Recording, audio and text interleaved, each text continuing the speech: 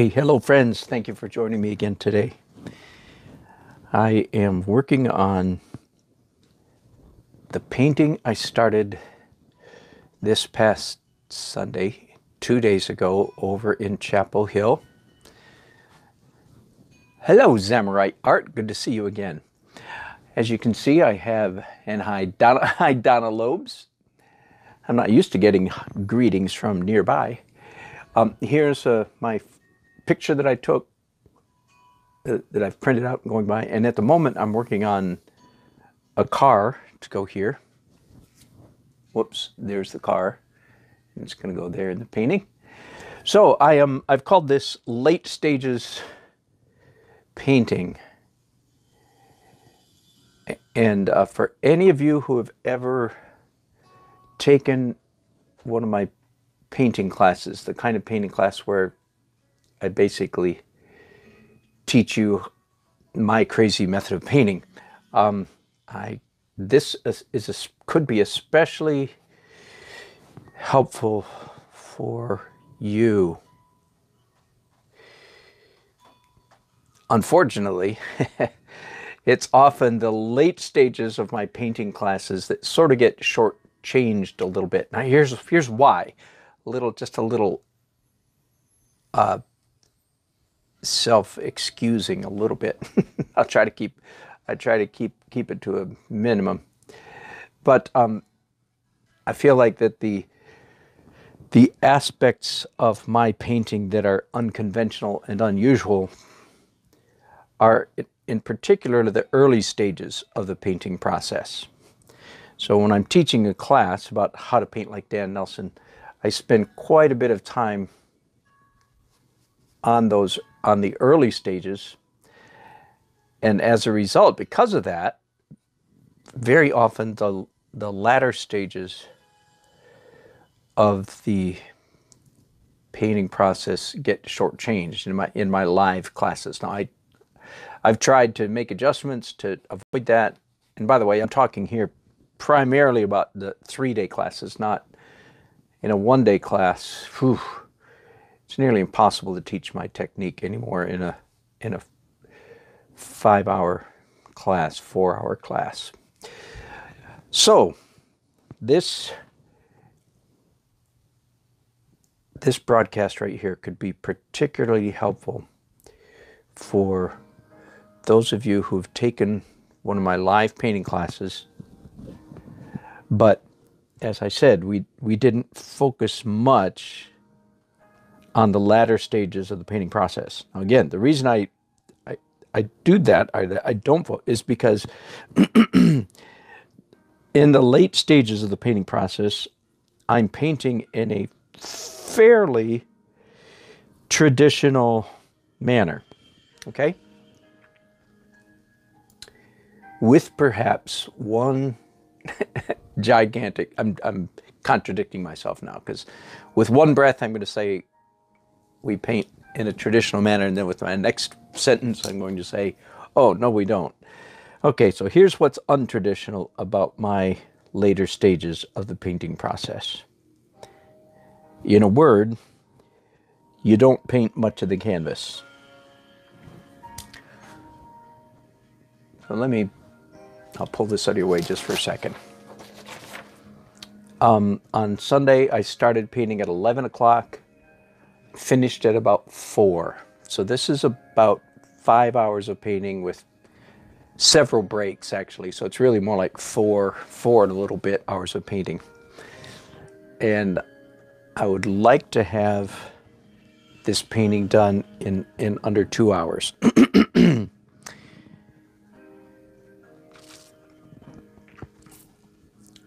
I want to talk to my students or anybody that's trying to paint like me.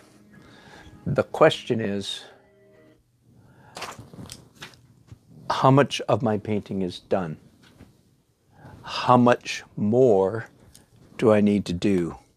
Like up here and all along here. Whoops, I don't need to paint over there at all. That's the wall. Just giving you a quick visual tour of the painting. Now here's the focal point. I can zero in right there. This particular painting, the focal point is very obvious for several reasons. One, it's where the light, the fictitious, almost mythical sunlight, because it never looked like this all day, right? I mean, let me show you what it looked like. Okay, just to give you an idea. That's more what it looked like at least to a camera, right? So for me to turn that into this, I'm calling that mythical lighting. So it's real obvious. So the focal point's here. This is where the strongest contrast is. This is where the sharpest details are going to be. And there's going to be two people standing right here, man and a woman, and the woman in red. So I've hardly started her. So the question is, again, for you students of mine, or anybody who's trying to be influenced by me, how much more work needs to be done out here? And if your answer is not very much, then you and I are on the same page. Now, saying not very much and doing not very much are two very different things. And or another way to say that is easier said than done. Okay? To say I don't need to do much, and then to, in fact, not do much. Whew. Easier said than done. And without question, this probably the single most common mistake, even though I teach this and I say this, and as you hear me, I say it to myself all the time, the single most common mistake I make in my painting is overdoing this last stage, doing too much. Wow.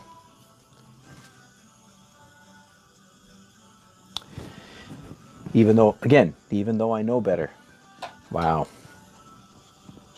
So here I am once again telling myself, now hold back. Ask yourself, I'm saying to myself, my inner voice, ask yourself before every single stroke, is this stroke really necessary?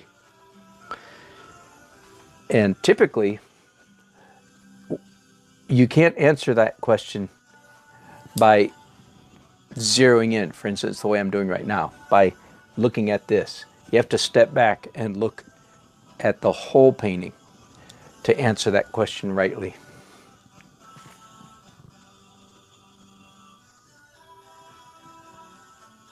This stroke is necessary, I'm saying to myself right now.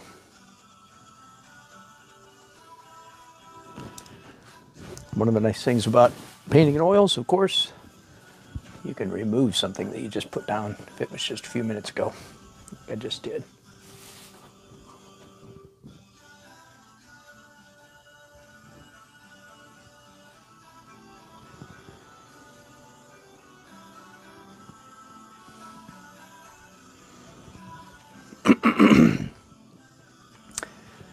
Just before I started broadcasting, I was up here at these gables. I needed to do a little bit of tweaking up here, getting all of these to be the right size. I have to make sure, the perspective needs to function properly. And so I've made some changes, have a little bit more to do. In fact, let's go ahead and do that right now. Again, every stroke I have to ask myself, do I really need to do this? Another way to ask that question is, does the image, no, let me back up. Does the mind of the viewer already turn these marks into a readable, discernible object, right? It's obvious that I want this to look like a row of colonial architecture, a row of dormers on the top of this historic building, right? That's what I want it to look like. Oh, by the way, also in proper perspective. So, no, it is not acceptable for them to be wonky and off. That is to say, if it looks off, it is. So I have to leave it in a place where it doesn't look wrong. Whether it is or not, it can't look wrong. See, the temptation then is like what I'm doing right now, making these drawing corrections. Do they need to be made? Like that, okay? Paint another, let me say this, sort of the same thing with, in other words. Paint with a very light hand. Paint as little as you can get away with, or more, even more precisely, allow as much of the underpainting. Right now, I mean, everything on here is underpainting except the little bits that are overpainting, right? Allow as much of the underpainting to show through as you can possibly stand. And another way to say that is, generally speaking, you don't blot out, obliterate, or cover up the totality of any stroke. How can I say that? If there's a mark and there's too much of it, you just knock it back, so to speak, a little bit. You diminish it, but you don't obliterate it. And if I may get into the mind of the student just for a minute. You have to paint, if you want to paint well, you must paint with a certain degree of confidence, self-confidence. Even if it feels a little bit arrogant to you, you have to have this little edge of, dang, I am good. This is going well. I am good. Okay? Some of you need a whole lot of that. Because I know what people are like. Most of us are like, I know I'm not any good. Oh, woe is me, I'm not any good. Okay. That doesn't usually lead to good painting, especially at this stage of the painting process, because the natural tendency is whenever you see something in the underpainting that needs fixing, are you listening to me? Whenever you encounter, your eye discerns, your brain says, ooh, that's not right. Like I've got one right here. See this? Let me zoom in right here. See this rather orange-yellow line? That right there? I could show you where it is on the photograph, but I won't bother. Okay, it's narrow at this end and skinny at this end. Well, that's completely wrong. I didn't draw it, though. It's just because of the way in drawing fast, it's just the way it ended up. But it's perspective. It needs to be skinny at this end, wide at this end. Okay? Now, here's the way the student, and forgive me, not all students, but I'm just going to generalize. Here's the student mind. They discern a mistake. The next thing they do is beat themselves up. Oh, I'm so stupid. I don't know why I repeat anyway. Do you get the feeling? It's like, I'm embarrassed. I'm humiliated. I'm angry. I hope you don't feel that way. But evidently I think I know enough about the student psyche. Why? Because I've been a student psyche. Because I've had one. So no, none of that self-flagellation. Partly because once you have that attitude, then you get some paint going on your brush and you just up here and you blot it out so nobody can ever see your mistake. I know I'm being very dramatic, hyper dramatic, to make the point. No. I am going to correct this. At no point am I going to, first of all, beat myself up, berate myself, humiliate, embarrass, flagellate myself. Not at all. But more importantly, at no point am I going to pick up some heavy opaque paint and plaster it on here to cover up my mistake. Okay, well, since I've gone that far, and say, okay, smarty pants, Mr. Nelson, then what are you going to do? Okay, let me change brushes here because I'll come back to that gray stuff later. Let me pick up a couple brushes. By the way, yes, I usually like to have in my hands brushes of 2 different size or 2 different shape, just so that I get a variety of stroke. That's one of the advantages of painting with 2 hands, is you get double the interesting marks because you have 2 different size brushes in your hand. Okay, so now as you can see here, I'm mixing up a light color in that stripe. Okay, back up to this strip. See, too wide here, narrow here. Now the easiest way to fix that, I'm going to start with this, is by making this end wider. But I want you to watch carefully how little painting I'm going to do. That's far enough. Pick up the brush, leave a gap. In other words, leave another gap. Leave some of my quote-unquote mistake showing. Not so much that it's irritating or confusing to the viewer. See these little divots? That's part of my mistaken line still showing through. I'm going to change the color here a little bit. I'm going to warm it up with some red. Let's carve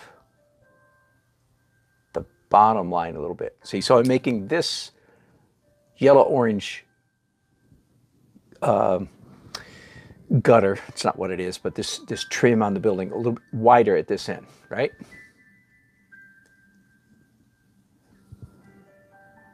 Again, leaving a little gap there between brush strokes, leaving another little gap right here,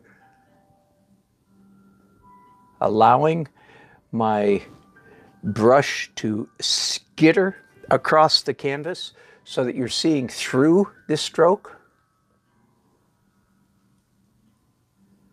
And if I can, yeah, right here. Let me bring you in real close just for a second. Hang on. Put on your seatbelt, brace yourself for an earthquake ride. And let me find something to point with. Okay. Let me get where I want to get. Okay. Can you see? Here's the new mark that I just put down, sort of an orange mark. And just above it, you can just barely see a little tiny dark sliver. That dark sliver of paint is the underpainting peeking through. Does that make sense? It would be a noticeably inferior painting. I'm not going to do it because it would be noticeable if I took this brush and obliterated that sliver so that it sense was orange all the way down. Whew, man. Now that is, I don't, some of you, your mind is not ready to go to that level of specificity. But I hope somebody's watching it can be rescued by that. Here, again, let me try to give you the general principle. You allow as much of the underpainting to show through as possible. Here's another general principle that I'm operating in right now. That is, the essence of good painting is making interesting marks. Okay? That's always, always, always at work in my mind. I'm always involved with making interesting marks. So the question could be, why is it so dang important that I leave that little sliver there? The answer is because it's interesting. It gives me more texture, more, okay, to use an old-fashioned art professor word, it's painterly. Okay, again, that's standard art professor language. Painterly strokes. That means you let the brush strokes remain visible in the final product. You don't cover up. This is, again, what I call in the world of real painting or good painting, not hyperrealism. Hyperrealism is good in a different kind of way. Okay, and as always, I have friends and competitors who sometimes beat me in competitions who are, in fact, tight painters. And so I'm not, what's the word, castigating them completely, or castigating realism. But it's what I call real painting. Me and Rembrandt. John Singer Sargent. Okay, now let's back up. So I've now repaired that, and I'm going to give you an earthquake ride again. Okay, so hang on here. I want you to see what it looks like now that I've repaired it. Okay, I'm talking about this mark right here. It was too narrow at this end, so I widened it. And that's, now I'm probably finished or very nearly finished with that. I hope you can see how much of the underpainting, even in a repair job, something that needed fixing, how much of the underpainting I allowed to peek through. Now, I have something else to do here. I'm going to do a broadcast here very soon, next week at least. Hang on, sip of tea for my coffee throat.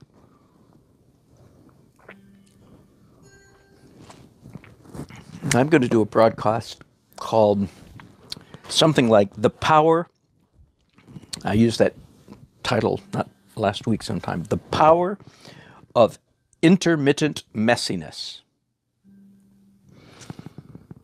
Because as you know, when I teach, as I'm doing now, whether anybody's watching or not, I'm teaching.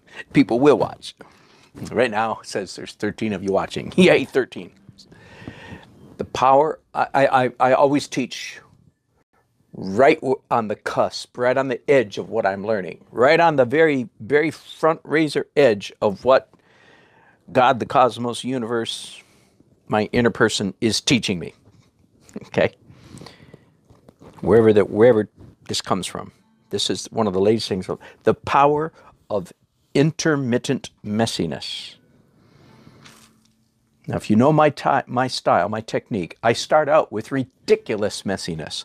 I started out this painting with a blue abstract painting. You can still see, just for what it's worth here, let me show you some of the, see this stroke right here? That was the, and this here, that was the initial abstract. Let me show you a little bit more. Do you see this yellow? That was the initial abstract. Most of that is still going to show in the finished painting. Then there's a bunch. Oh, here's another one down here. Let me get this out of the way. Do you see this bluish green mark right there? That. And then this red mark right there. And these drips. That was all part of the initial. So my point is, I start real messy. And then late in my painting process, I do the fuzz layer, which is extremely messy. But what I'm learning is that's not enough messiness. My paintings are ending up too neat. Believe it or not, they're too neat. So I'm learning the importance of injecting messiness into my painting intermittently. That's the power of intermittent messiness. And I know that it's time to inject some messiness into my painting when I have just spent several minutes, like you just saw me do, even though I'm not holding my brush like this, I'm not sticking out my tongue, nothing like that, but still, I'm holding the brush and I'm moving slowly and carefully. That's pretty fairly tight painting, right? I know that if I've spent that much time with tight painting, that it's time for some messiness. It almost doesn't matter what the messiness is. But I know what I'm going to do. You saw, I'm hinting. Rag, finger in rag. I've been painting up here. Now this cannot be done in slow motion. You can't be careful or you'll mess it up. Of course, you might mess it up if you do it fast. But this is too tight, too neat, too precise. So here we go. Voila. Much better. Now let me zero in. In fact, earthquake time again. Hang on. Buckle your seatbelt. I want to show you what I just did. Right here, that finger went right through there, right through there, right through there. Do you see that? And probably several other places that I'm not even noticing. Now, I hope, if you're paying attention right now, and you're an artist, you're a struggling artist, your brain should be saying to me, that is just nuts. If you're not paying attention, which is fine, because it might just be background noise, you're going, yeah, that makes sense. That's what I do. That's what I was. That's knock the light off the easel. If you're not paying attention, you can knock your light off your easel. If you're not paying attention, you're saying, yeah, that's what I was going to do. But no, if you're paying attention, you should be saying, that's crazy. Let me do a little bit more. So I did some finger in rag. It's still a little bit too neat. Now, the one nice thing about scratching like that is if you accidentally do a little bit too much, it's easy to fix. You just pick up your finger and Hopefully your fingers are already attached, like mine are. You just take a finger and smooth out. I don't need to. I didn't do too much. All right. This broadcast has gone on just about long enough. I need to paint fast by myself for a little while. That was some heavy painting instruction. I hope you're paying attention. Never said it that way before in my life, and probably worth remembering. Okay? And by the way, yes, that looks so much better right in there where I messed it up. And that stroke right there. And of course, I know I'm still talking, still processing this. Those of you who are stuck in similitude, realism, this is driving you nuts. Those of you who are trying to get loose, I am giving you a license. I'm saying you have no idea how much looser you can get and it still works. See, the reason that, let's just take that stroke right there. The reason that works is because it's obviously done with energy, with aplomb, to use that old word, with panache, to use a French old word, with boldness, courage, joy, joie de vivre, to use 3 French words. That mark is pleasant, and that's why you can't do it in slow motion. If you do it in slow motion, it'll look like a Grumpelstiltskin broke in and started painting on your canvas. So it's a nice mark. And the irony is, even though it doesn't add to the realism at all, your brain has no trouble maintaining this image. Does that make sense? Even though I messed it up considerably up here, your brain has no trouble. I could talk about this for hours, so I'll resist the temptation. But I do need to paint without your company just for a little while, because I really need to think and focus. And I hope that during this break that I don't get carried away and start doing too much painting. The painting is 90% finished. As far as how much paint is on how much paint's on the canvas, it's 95, 99% finished. But the 1% is very important, just a tiny bit. Okay, let me see. Some people have left some chats. Thank you very much. Let me pull them up here and respond to them. Thank you, guys. Terrell Johnson says hi. Zamorite, I too knock over my light source. It generates a different perspective on the piece. I love it. Thank you very much. And Zamorite says, I love messy paintings. Me too. When I, like yesterday, I updated one of my Pinterest pages. And I was just looking at good paintings, city paintings. Man, the ones that I liked, almost without exception, were the messy ones. Okay, thank you guys. Break time. I'm going to keep this broadcast going.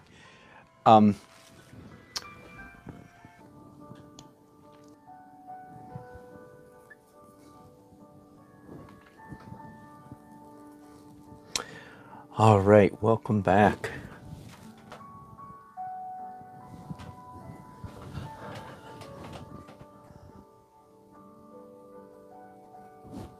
Waiting for you guys to get all hooked up. Broadcasting. So I did a little bit of work after our last broadcast. Not a ton. I got overrun by grandchildren. And then a client, believe it or not, illustration client showed up at the front door, as he said he was going to. And I have to do an illustration job.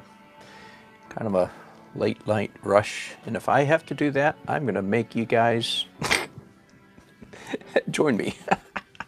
If I have to suffer and work late, doggone it, I'm going to publish. I'm going to broadcast. Thank you guys. No, honestly, you'll take some of the sting out of this proposition. So it's funny, at the moment, I'm feeling a little bit like back in the days when I was a for real full-time illustrator. I mean, late night was the name of the game. I think probably there were a number of years where I was up late, like 2, 3, 4 o'clock in the morning. Probably at least once a week. That's old 20-year-old memory, so it might have been twice a week. I don't know which direction I'm exaggerating here. One lesson I have learned about staying up late. Sometimes when you're up late, you're really, really, really in the zone. But it's also easy to be in the wrong zone. Just kind of get in a stupor and start doing stupid things in your stupor. So I have learned in my late wise old age, not always a great idea to stay up crazy late working. Sometimes it can come back to bite you, and you do things you wish you hadn't. So I'm not in danger of that tonight, because I'm about to finish this project right here, and switch over to an illustration project, which, yes, I am going to broadcast. When I started this daily art adventure 2 years ago, my thinking was, yeah, just bring people along and let them see what it's like to be a working artist, and partly all the surprises that happen to you.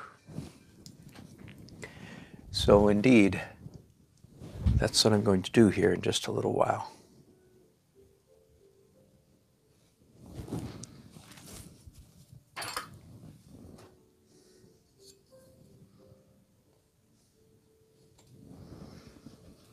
So just a little bit more wrap up tonight. Yeah, that's looking pretty good. Again, this mystery, and it's only a non-painting beginner wouldn't understand this, the mystery of painting. For instance, specifically, that I've said many times that my goal is to be more accurate and more messy. And if that sounds simple to you, it's just because you're not a painter.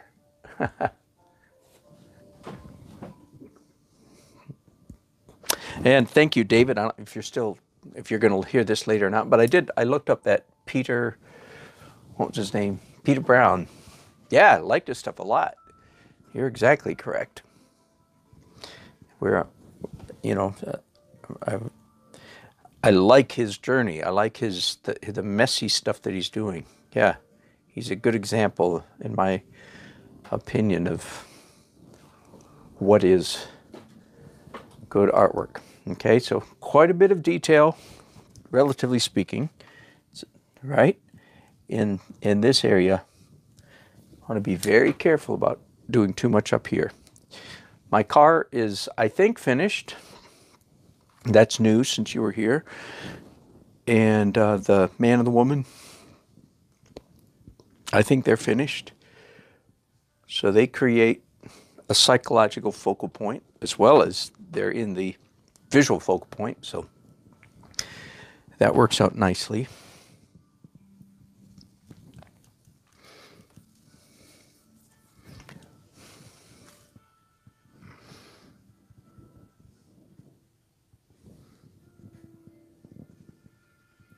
Leave, sorry, this cough, I'm so sorry. Leave room for the mind of the viewer to finish the picture.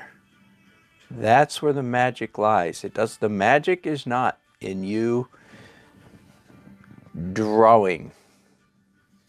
I know I'm over pronouncing the word on purpose, just for emphasis.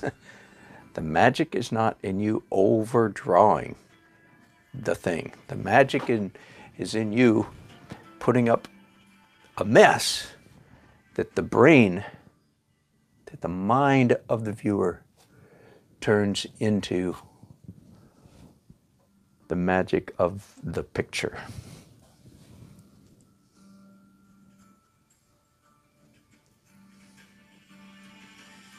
By the way, last night, my wife and I and my daughter and her husband downstairs relaxing a little bit, and on YouTube we were just searching around, and I pulled up several of the videos by Akiana. If you're an artist, I don't know if you know, she exploded on the international scene. Man, about 15 or 16 years ago, something like that.